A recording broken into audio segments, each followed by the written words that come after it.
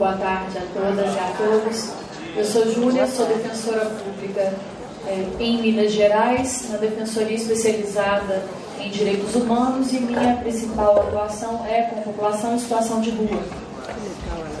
A gente veio hoje falar sobre o que a gente anda vivendo, principalmente em Belo Horizonte. Eu acredito que isso não é privilégio de Belo Horizonte, mas é muito grave em Belo Horizonte, que é a retirada compulsória dos bebês de mães em diversas situações de risco social, de fragilidade,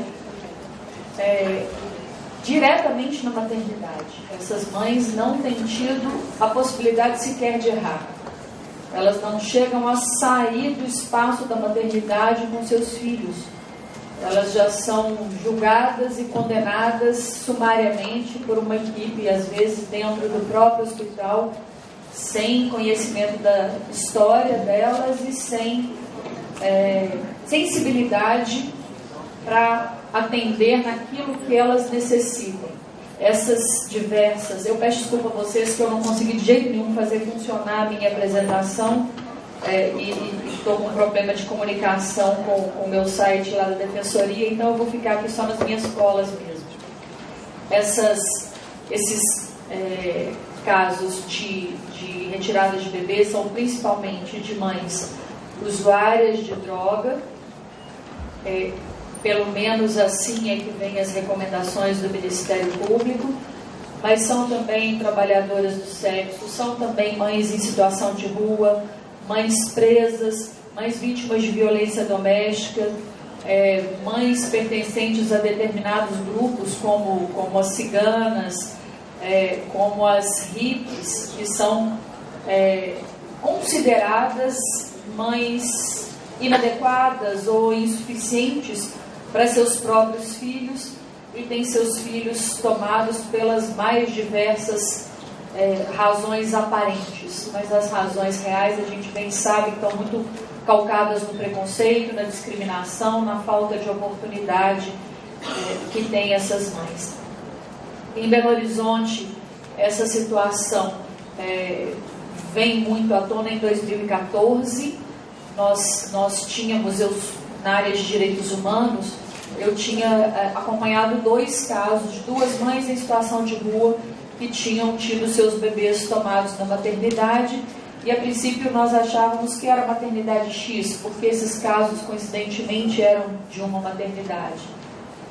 E quando nós colocamos essa questão num fórum de direitos humanos, nós soubemos que haviam 2 portarias do Ministério Público da Infância de Belo Horizonte, a portaria número 5, que era direcionada principalmente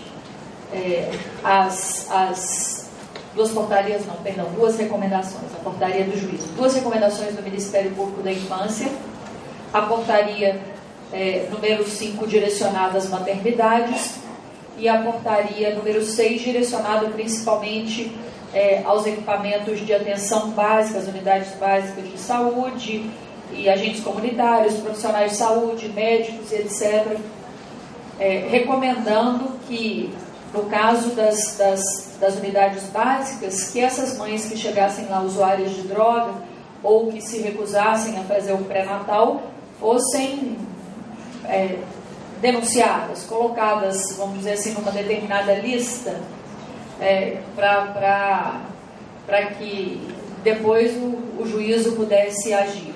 E no caso das maternidades, a ordem é de oficiar imediatamente o juízo, de determinar que essa criança ficasse retida, que essa mãe fosse colocada em liberdade, vamos dizer assim, e essa criança presa no hospital, presa na maternidade.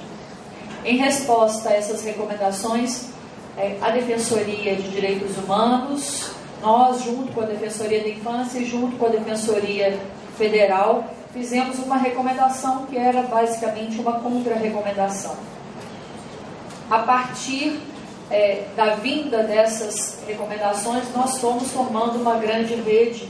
Quando você falava aqui de uma rede viva, acho que essa rede nossa é bem viva, bem quente, e a gente vem fazendo muito barulho, o máximo barulho que nós conseguimos fazer. a gente vem denunciando essa forma de agir que nós entendemos fascista, nós entendemos absolutamente violento. A gente tem no Estatuto da Criança e do Adolescente a previsão de que a família, principalmente a família natural e, em segundo lugar, a família extensa, são os lugares corretos para aquela criança. Que a família substituta, ela tem que ser exceção. Nós sabemos que eventualmente uma ou outra mãe não vão dar conta da maternagem, mas nós sabemos que isso é exceção. E todo o trabalho tem que ser construído para manter essa criança com a sua família natural, com a sua família extensa. O próprio ECA, então, diz que é obrigação da família, da comunidade, da sociedade, do poder público, de zelar pela criança e pelo adolescente. Então, não é uma responsabilidade exclusivamente do Ministério Público ou exclusivamente do Poder Judiciário, é de todos nós. E essa rede reivindica esse lugar, somos todos nós somos responsáveis, todos nós queremos dar palpite nessa questão. Nós não vamos aceitar que um sistema de justiça venha de forma imperativa substituir a atuação de toda essa rede de atenção. O artigo 19 fala dessa excepcionalidade da família substituta e fala no parágrafo 3º que a manutenção ou reintegração da criança à sua família terá preferência em relação a qualquer outra providência. Então, todos aqueles gastos públicos, eles têm de vir no sentido de dar garantias para essa família, se tem uma família que está em situação de rua, de garantir o abrigamento para essa família em situação de rua, de garantir a moradia para essa família que está em situação de rua, de garantir a Bolsa Família, de garantir todas as condições para que esta família fique com essa criança, com a sua criança, com o seu bebê. O parágrafo 4º garante também a convivência com a mãe ou com o pai preso, porque alguém falou ontem sobre a questão da mulher presa, da mãe presa, é também outro absurdo. O homem é preso, cumpre sua pena e sai, a mulher é presa e perde seus filhos. Perde o poder familiar. É uma outra violência contra as mulheres. Nós entendemos que essa violência é contra a família, mas ela é principalmente uma violência contra as mulheres. Essa separação de mãe e bebê, de dizer que o melhor interesse da criança o melhor interesse da criança tem sido um motivo para destituir essa mãe de todos os seus direitos, e de destituir a própria criança do seu direito à sua família, à sua história. E a gente vem, então, protestando. Eu acho que a maior eficiência da nossa atuação é exatamente porque nós estamos juntos juntas desde 2014, e a gente vem lutando e colocando essa questão o mais publicamente que a gente consegue. Mas a gente hoje, já passam 3 anos dessas primeiras recomendações do Ministério Público, a gente hoje já tem sequelas. As equipes do consultório de rua de Belo Horizonte me desmintam se eu estiver errada, mas eu ouvi e estou respondendo. A gente já tem pessoas que fogem do consultório de rua, porque o consultório é um parceiro nosso, um aliado, vem, faz todo o trabalho, mas no final esse bebê é retirado. E a confiança é quebrada com quem a pessoa conhece. Então ela perde a confiança naquelas pessoas que estão ali perto dela e que tentaram fazer de tudo para que isso não acontecesse. Essa perda de confiança nas unidades de atenção básica à saúde já gera sequelas. Hoje a gente já sabe que tem mulheres que evitam o pré-natal. Isso é muito, muito grave. Muito grave do ponto de vista da saúde, mas também do ponto de vista jurídico é muito grave, porque se ela não faz o pré-natal, isso é um motivo para tirar o filho dela. Então, assim, ela se vê numa situação de de curé ali. Se correr o bicho pega, se ficar o bicho come, ela não sabe o que ela faz. Muitas vezes nós, como defensoras, se a gente recebe essa mãe e ela já tem um histórico, 5 minutos, uau, e falar em 15 minutos é algo completamente impossível. Eu nem sei o que são 15 minutos, gente, isso nem existe no meu relógio. Então a gente tem essa questão da violência. Eu até me perdi agora. Vou lá para frente. Durante a cruz e espada, assim, muitas vezes a gente diz para essa mãe: você tem possibilidade de ter esse filho fora de Belo Horizonte? Então vá. Então vá. Você tem família fora de Belo Horizonte? Vá.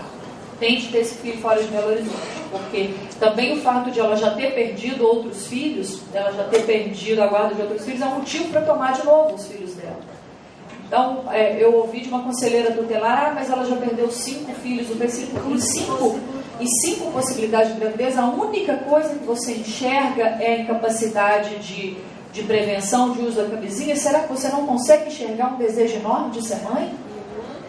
Esse desejo não é visto? Só é visto aquela incapacidade daquela mulher de evitar uma gravidez? Esse desejo da maternidade não é enxergado? Durante esses anos, então, de luta, nós tivemos diversos pareceres, resoluções, notas técnicas, recomendações do Ministério da Saúde, do Ministério do Desenvolvimento Social, Secretaria de Direitos Humanos de Minas Gerais, Secretaria de Saúde, Secretaria de Desenvolvimento, de Trabalho e Desenvolvimento Social, CNDCA, que é o Conselho Municipal de Direitos da Criança e do Adolescente, Conselho Municipal de Saúde, enfim, foram muitas e muitas notas técnicas produzidas, muitos apoios, resoluções, muitos instrumentos que vêm, pelo menos, dando muita visibilidade para essa questão.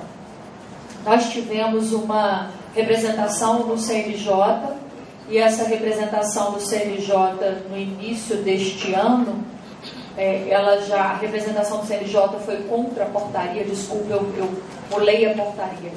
No ano passado, então, em 2016, essas recomendações perdem a força pelo fato de terem perdido em segunda instância uma ação civil pública contra o município de Belo Horizonte, contra a prefeitura que os promotores fizeram.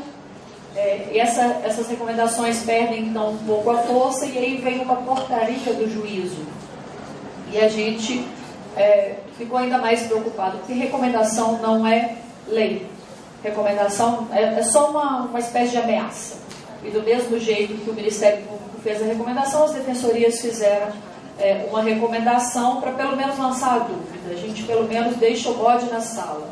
Pelo menos as equipes médicas e de assistência social ficam naquela dúvida: eu sigo quem? A dúvida já era boa naquele momento. E aí, quando vem essa portaria, ela é um pouco mais preocupante, porque ela vem com essa intenção legislativa. Uma intenção legislativa de um poder que não é legislativo.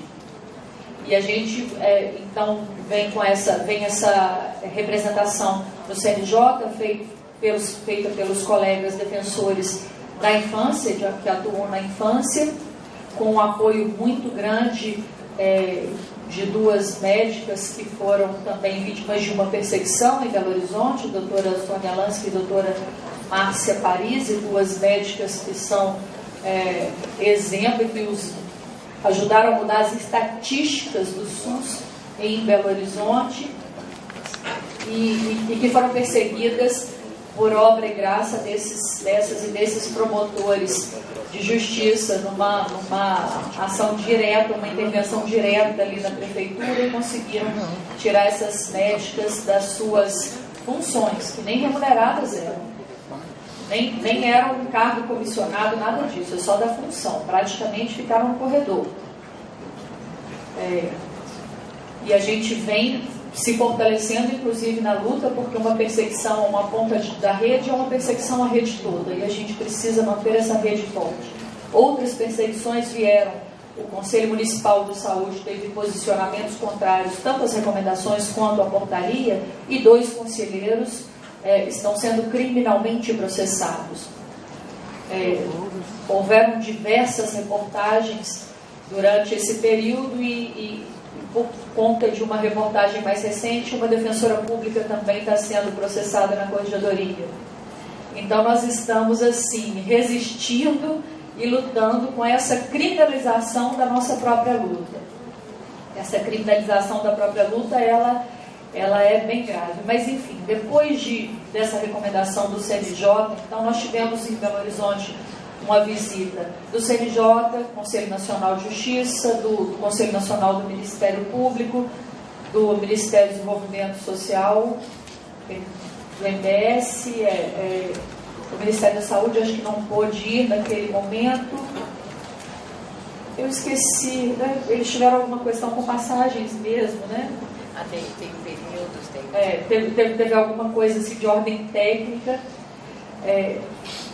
Eu esqueci mais alguém. Enfim, foi uma comissão, uma comitiva, e essa equipe conversou conosco na Defensoria, com as promotoras e promotores, com o juiz e a juíza da área, com o Tribunal de Justiça, com os movimentos sociais e a rede de atenção médica. Eles conversaram com muita gente e a partir daí houve uma suspensão da portaria. A gente continua falando dessa portaria, dos absurdos dela, porque suspenso não está revogado. Uma portaria suspensa, ela é uma guilhotina amarrada ali, sabe Deus se aquela corda segura ou não, ela continua na direção do nosso pescoço. Então a gente tem essa preocupação e a gente permanece com essa questão, e porque para além dessa portaria hoje suspensa, existe uma prática que está enraizada, que está arraigada. Por exemplo, essas maternidades, algumas das maternidades já têm essa prática, então direto chamam a justiça. Esse bebê fica retido na maternidade até que a justiça defina aquela questão. Ele fica por 15 dias, já teve casos de mais de 20 dias, de quase um mês, um bebê saudável, retido numa unidade, numa UTI, numa unidade de atenção, segurando um leito que é necessário para um bebê que efetivamente precise dele. E essa mãe é liberada do hospital, e quando vem essa decisão, invariavelmente essas decisões vêm na sexta-feira, quando a gente não consegue achar o defensor, não consegue achar o sistema de justiça, não consegue contato com quem administra essas unidades de acolhimento das crianças, esses abrigos. Essas crianças são levadas para o abrigo e a mãe é imediatamente impedida de visitar, imediatamente impedida de amamentar.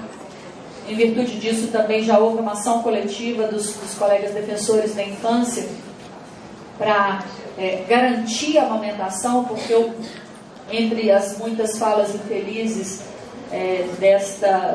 de quem luta no sentido contrário do nosso, teve uma fala de um abrigo dizendo assim, não, a gente corta mesmo a amamentação, que já é para romper o vínculo.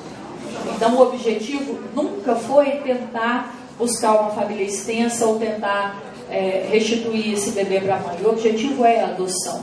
O objetivo é dirigir essa criança para uma família substituta. E isso é muito grave. A adoção é um instituto belíssimo, é claro, nós em hipótese nenhuma somos contrários à adoção, mas ela não pode vir de um ato absolutamente violento e desrespeitoso.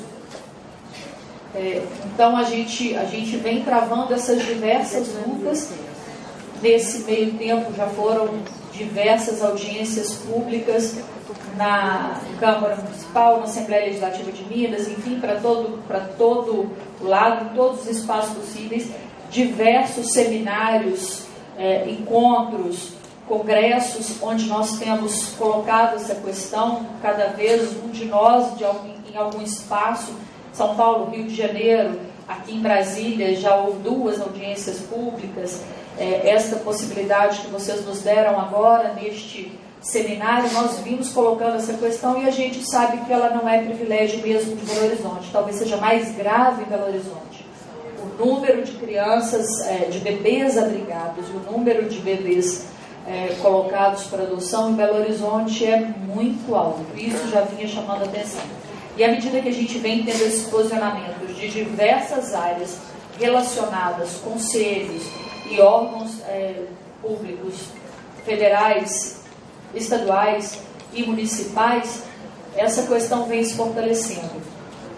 Além disso, nós já tivemos também uma denúncia encaminhada à ONU e há pouco tempo atrás o coletivo Margarida Alves, que é um coletivo de advogados populares, eu acho que ele nem é só de Belo Horizonte, mas ele tem uma equipe muito bacana em Belo Horizonte, apresentou essa denúncia a duas relatoras da ONU que estavam no Brasil na época, uma da infância e outra da área da mulher. Essas duas questões foram colocadas. Há pouco tempo atrás eles apresentaram um novo relatório, uma resposta a alguns pedidos da ONU. Então a gente vem colocando essa questão em todos os espaços possíveis. A Clínica de Direitos Humanos da Faculdade de Direito da UFMG, também a Clínica Luiz Gama da USP, diversos apoios importantes, a gente vem sentando e atirando para diversas direções. Então a gente tem, pelo menos assim, neste início de ano, nós já acreditamos que há uma ligeira redução nesse avanço dos abrigamentos. Do ponto de vista de direitos humanos, nós não deixamos de falar que além desse direito da criança, tem uma ação fascista, uma ação absolutamente violenta, e a gente compara isso com outras ações semelhantes ocorridas em outras partes do mundo em diversas épocas.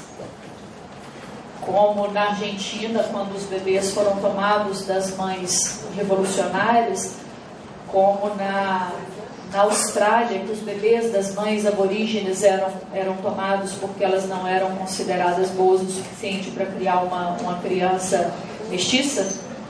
Então, como a criança era meio branca, ela já não era mãe boa o suficiente para ela, e esses bebês foram tomados, e a Austrália até hoje pede publicamente perdão todos os anos por essa ação. E a gente tem histórias como essas relatadas em diversos momentos históricos. Essas violências se repetem. Uma estratégia que a gente tenta, quando a gente consegue chegar nessa mãe antes, é tentar já acionar a área de assistência social da prefeitura para tentar conseguir um abrigo de família. E a gente teve um avanço nessa questão a partir da mudança de gestão deste ano. Foi possível que a gente avançasse, mas a gente acabou de ter uma terrível notícia, que os abrigos para a família estão lotados. Então, com a mãe que vier amanhã, a gente já não sabe como é que a gente vai dar conta de impedir que as coisas aconteçam. A gente vem avançando, mas, como eu disse, a guilhotina continua sobre as nossas cabeças, né? Nós continuamos preocupados com os encaminhamentos. Essa questão da violência institucional, e aqui muita gente falou hoje pela manhã, fala da violência institucional sobre vários aspectos. A violência institucional, ela é absurdamente mais grave, porque é a violência vinda de quem tinha a obrigação de proteger. Então, a maternidade, que era um lugar de acolhimento e de proteção, ela vira um lugar de desconfiança. As equipes médicas que deveriam ser um apoio e que deveriam construir essa relação e essa proximidade, elas ficam sob essa olhar de desconfiança das pessoas, porque depois de 3 anos disso, muitas pessoas já têm essa desconfiança.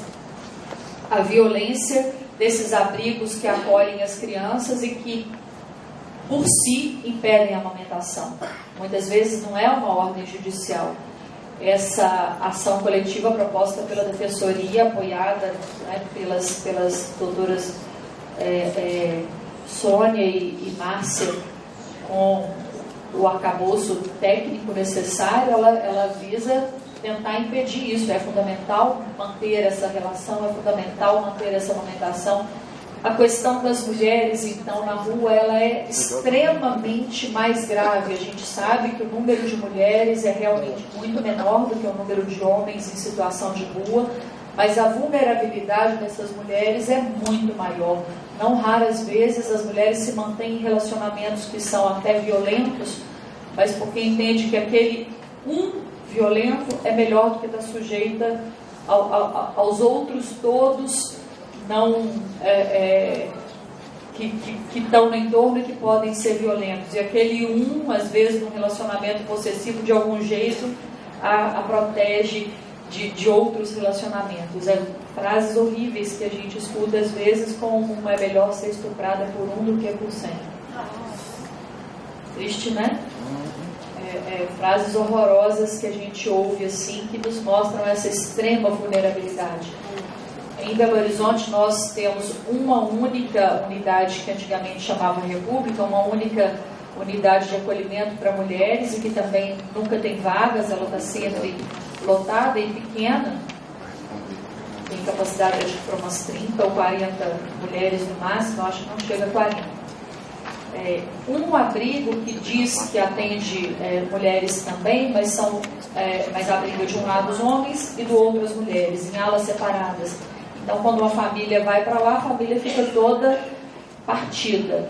Às vezes o pai e um filho adolescente para um lado, a mãe para o outro, e é um abrigo só para a noite também, é um acolhimento só para a noite. Nós não temos espaço de proteção, assim como não temos para as mulheres trans.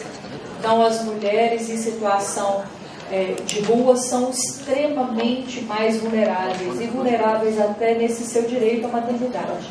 Elas não têm essa possibilidade e o Estado, ao invés de vir com o braço protetor, ele vem com o braço violento da justiça tomando essa criança. Isso é absurdamente lamentável e esse grupo todo, toda essa rede que nós formamos, que nós demos o nome de Mães Órfãs, quem recebeu os folderzinhos lá do consultório de rua de Belo Horizonte, viu lá a nossa... viu a homenagem da equipe lá, a Rose, que foi uma das pessoas que a gente perdeu ao longo dessa luta, e quem deu esse nome Mães Órfãs foi a Rose, um ícone da luta antimanicomial em Minas Gerais, a Rose. E nós perdemos também este ano a Anitta, que era do Movimento Nacional da População de Rua, e que em todos os espaços falava da questão das mulheres, da questão das mães que estavam tendo seus bebês violentamente retirados da maternidade.